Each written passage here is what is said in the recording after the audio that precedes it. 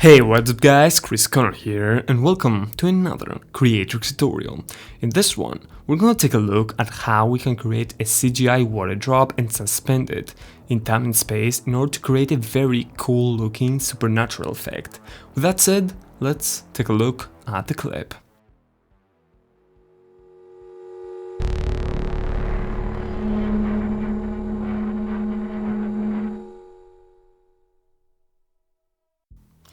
It's pretty cool, and the thing is, this VFX clip was shown in last week's video called Trans, and that thing has a lot of things going for it, so if you haven't, check it out.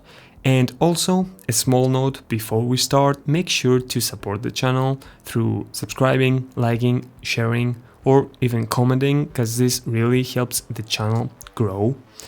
And also, if you do feel super awesome and this channel has helped you out a lot, make sure to make a small donation through the PayPal link below, because that helps me create more free content and education for you guys. So, with that said, fire up After Effects and let's get started. So the first thing I always do is set up my project by clicking this thing. This is my selection, and if you want to know why I did those things as well as my render settings, make sure to follow the link in the description. So press OK. And now I am ready to import my files. So I will open my folder, clip my video clip and drag it in, drag and drop. With it selected, I will drop it into a new composition. And this is what we got so far.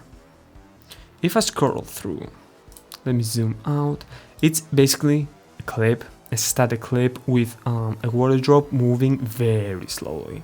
And this is going to be used as a template to create our drop. So here's what I'm going to do. I'm going to hit composition and same frame as file. Photoshop works fine, simply click render. Awesome, and then I will drop my image, basically, which is a still frame, into After Effects. I will go to my composition and drag it in. Awesome.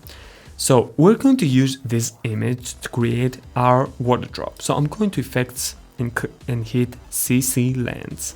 And this is a pretty cool effect that basically takes the video and makes a sphere out of it. Now, of course, this is insanely big, so I will hit S on the keyboard and change the scale of the image to, let's say, 5.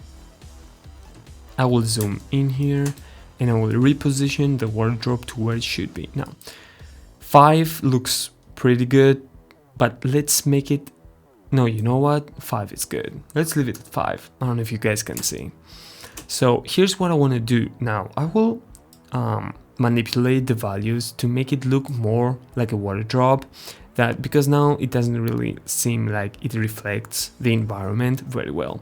So I will go to the size and start changing the values. Now, as you can see, the higher I go, the more on the environment you can see. But after a while, it splits and doesn't really look that realistic. So I will go to around 90. Let's go to 90. And this looks pretty good. So now I will pre-compose this by hitting right click and pre-compose, and I will call it drop. I hit enter. Now make sure to move all attributes. Hit OK. Cool. So here's what I'm going to do now. I'm going to select my rotation tool and I'm going to rotate the drop to where I think it should be in terms of like reflection. So if I put it there, looks pretty good to me. So we're good for now. Now, here's what I don't like. There's too much detail in the middle, and usually you can see through a water drop. So I will click my ellipse tool, and if you can't see this, go to this icon, hold it, and then all the options will come up.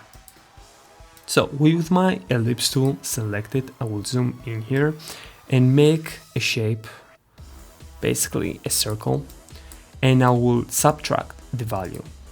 And then I will take that circle and put it in the middle. Now I will select my layer and hit M twice, and this opens the mask properties. So I will actually expand the mask by 2 and feather it by 10.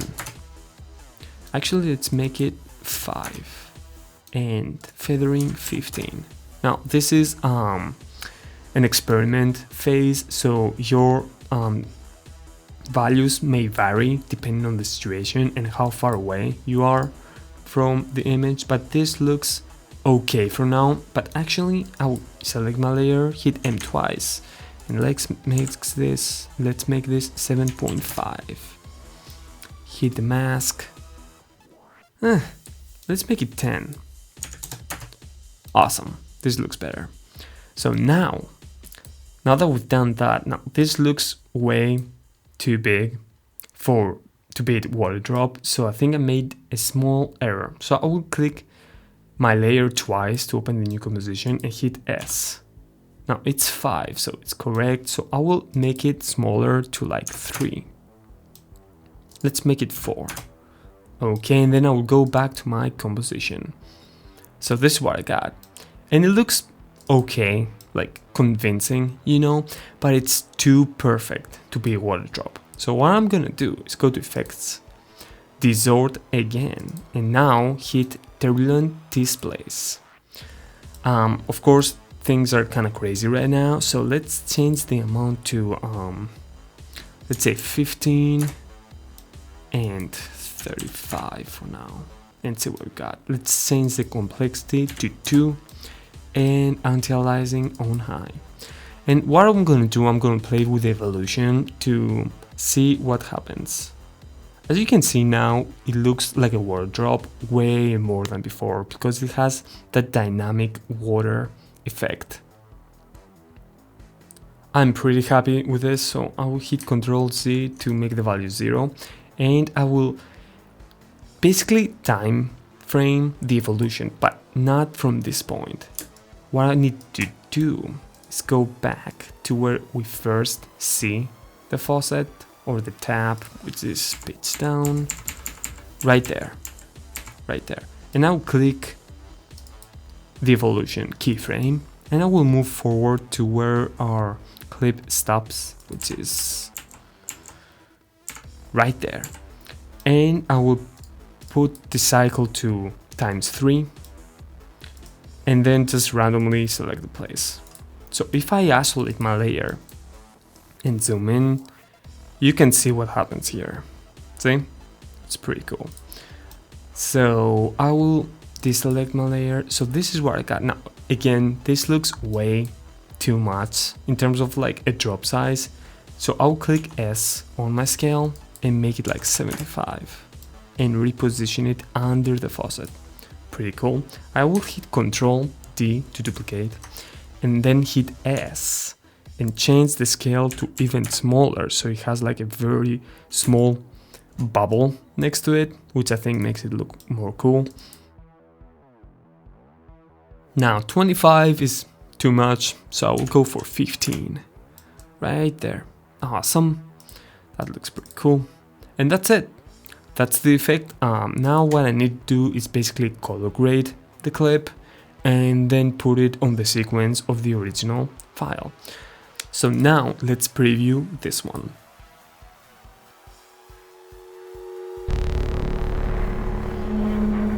Yep, that's it, pretty good. Now, with that said, guys, that's a wrap of the tutorial. Let me know what you guys think. I thought it was a very simple, very quick, but very cool effect to pull off. So yeah, that's it. Thank you guys for watching. Make sure to subscribe, like, and do all that cool stuff that I mentioned at the beginning. And I'll see you guys on the next one. Until then, imagine, create, and inspire.